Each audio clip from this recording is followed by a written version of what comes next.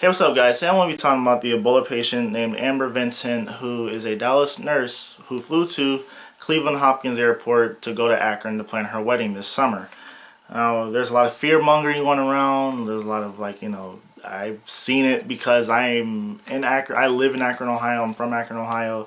And I've seen on my Facebook, people are going nuts about this right now. People are posting stuff from Alex Jones saying that this is somehow going to put us in like the Obama FEMA camps or, some other crazy lizard people conspiracy. And it's not. Do you know what? Ebola, you know how Ebola is spread? It's spread by direct bodily, fluid swap or whatever. So if somehow, some way got the Ebola the person infected with Ebola blood or any kind of bodily fluid got into your body, then that's how you would catch it. It's not airborne. And it's just been so frustrating because people think that this spreads like the flu and it's not airborne. It's you can't contract it like you contract the flu. I was actually watching a news story where they were saying that there was a disease specialist saying that even the person sitting right next to her, the chances of them catching Ebola is like so slim. And I know that even with that being said, I know to a lot of people that doesn't seem reassuring because they did okay her to fly, but Ebola is a disease where you can only catch it once the person starts showing symptoms, or from what I was told, you can only catch it from once the person starts showing symptoms. And, still, you can't catch it through, them breathing on you or something, right? The reason that she caught it was because she was in direct contact with someone that had it.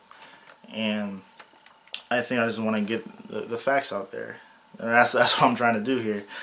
And the place she went to, the bridal shower place, is actually a quarter-mile from my mom's house. I'm actually babysitting my sisters today to make sure they don't burn down the house. They're 12, but still you gotta watch them. But and people in Akron are going crazy. Like they're saying that the people at the bridal shower place probably got Ebola now, and but it's like how unless she bled or did something where her bodily fluids got all over the place or something like that. It's a very, very unlikely chance of Ebola spreading in Akron, and people are thinking it's going to spread like how it did in West Africa, and it's not. And and people are, it's just so frustrating. It's just crazy when people are saying stuff like that. I mean, I went to Arby's, I think it was 2 or 3 days ago to get breakfast. I know that's like bad, but. I'm not fearful to go outside because I know that this doesn't spread through through the air. It's not, it doesn't transmit through the air. And to me, when I first heard that the person with Ebola, the nurse with Ebola came to Akron, my first initial reaction, I was freaked out. I was like completely freaked out. I was following the Ebola news in like West Africa when Vice first posted how before the outbreak happened, they were trying to tell people like don't eat monkeys because over there it's a cultural thing or whatever to eat bush meat. I mean, and a lot of those people, they don't trust their government, so they don't believe when the government officials are telling them like, look, they're like monkeys are infected with Ebola, so you shouldn't eat them. But due to the cultural traditions or whatever, the general lack of trust with the government, they just disregarded it, and that's how this outbreak started. And also these countries where it's mostly where the outbreaks are the most prevalent is in Liberia and Sierra Leone, which are some of the poorest countries in the world, where they don't have adequate they don't have the healthcare like we have in America.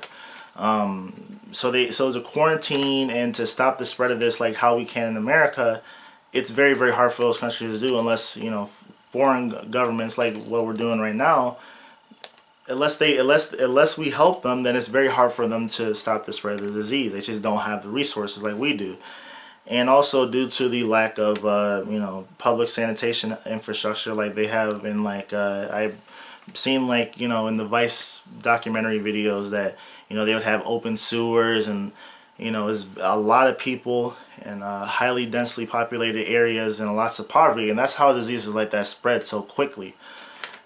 But in a country like the United States, something like that doesn't spread like how it does over there. With all that being said, I think that people need to just chill out, calm down. There's so many more ways to die than dying from Ebola. I mean, you can fall through like a manhole covering or something and die. I mean, I don't know. And the probability of you dying from that is higher than dying from Ebola. And I think that people also need to show some sympathy for those infected. The people who are getting infected in the United States and Europe and a lot of the other modernized countries, they're healthcare workers trying to help people who have it. And the one person came, I think it was a person in Spain who went over there to help people. They weren't there to do whatever. They were there to actually help people and try to solve the problem, not just talk and complain about it on the news or whatever. They were actually trying to make a difference, and I think those people are heroes. And this person who was caring for someone, she's putting her life on. She put her life on the line, and she can possibly die from this to help another human being.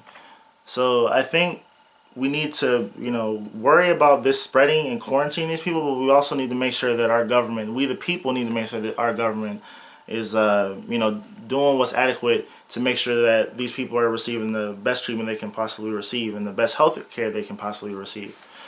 And before I end this video, I just want to tell you what the symptoms are of Ebola. Is basically you have feverish or flu-like symptoms, and then they progress to get even worse, where when you're about to die, or in the final stages of it, you're literally bleeding out every hole in your body from what I'm told, and then you get a lot of internal bleeding. So you're bleeding out your eyes, your nose, your mouth. I mean, maybe your genital areas, your anus, whatever. And it's just, to me, it sounds like very oh, it just freaks me out to die like that. But still, show some sympathy for those who are sick or whatever. And hopefully we can get a cure, a disease, or a cure for this disease. And with proper science and lots of funding, hopefully we can have a breakthrough. Maybe this will be something that maybe next year this won't kill anyone. But that's all I gotta say. Thanks for watching. Tell me what you guys think in the comments below. I'm really interested in hearing what you guys have to say about this virus. Tell me what the people in your area are saying about this. If you're from Akron, share some of the Facebook comments on what people are saying. It's probably gonna be entertaining. And like and subscribe. Have a nice day.